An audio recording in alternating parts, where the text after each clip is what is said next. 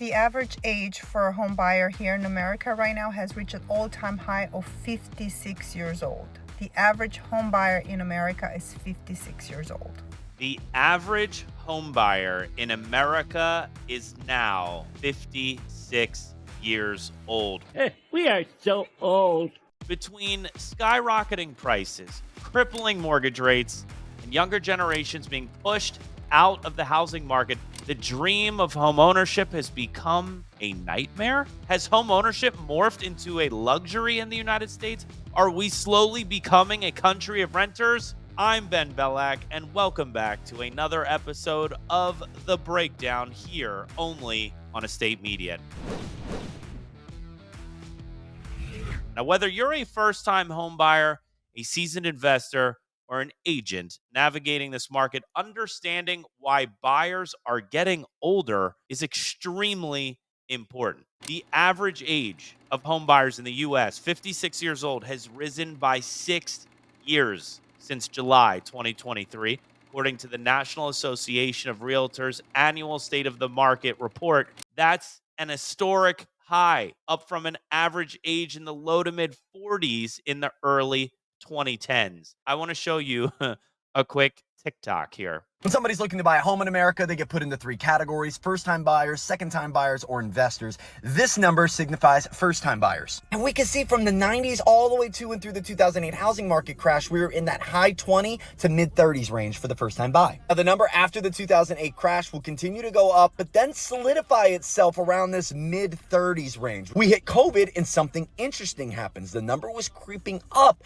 but now once COVID happens, you start to see an age change. I want you to guess what happened after COVID, but if your guess is that similar to the 90s and early 2000s, that the age range started to go down back into that low 30s, high 20s, giving a signal of confidence for the future first-time home buying, you're absolutely wrong. The number skyrockets to 38 and will probably be into the 40s within the next couple years if we don't see a drastic shift. So if you're thinking you gotta wait till you're 40 to buy a home, you might be right. I love Zachary Faust. Personally, I think the reason why we saw this rise in the average age was because the lending standards got so crazy after the pandemic. Maybe your standards are too high. The median age of first-time buyers also rose from 35 to 38, while the share of first-timers dropped from 32% to 24% of all buyers for 2024.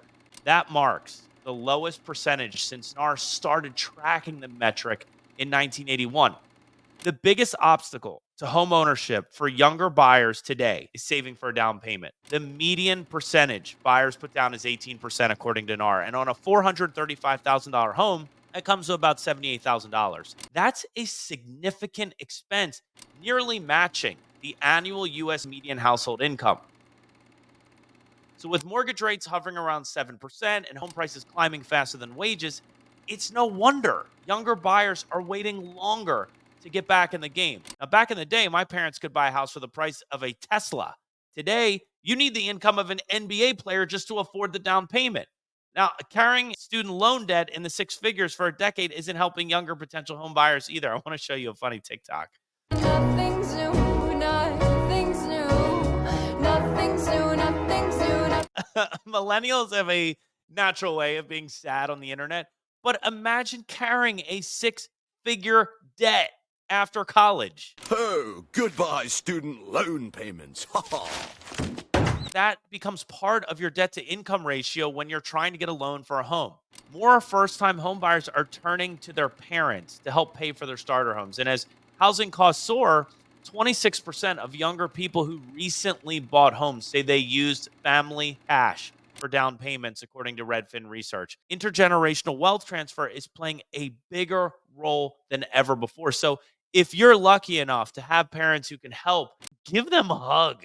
Kidding aside, it's creating another category of a wealth gap in this country, and that's something that we all need to be cognizant of. So what does this all mean for those selling a house? For the sellers, you got to remember, you're not just selling the house or the property, you're selling a lifestyle. We might have to start highlighting features that appeal to older demographics like accessibility or proximity.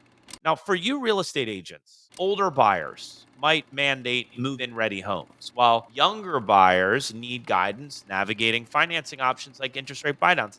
Now, as for my prediction, I think a lot is reliant on interest rates.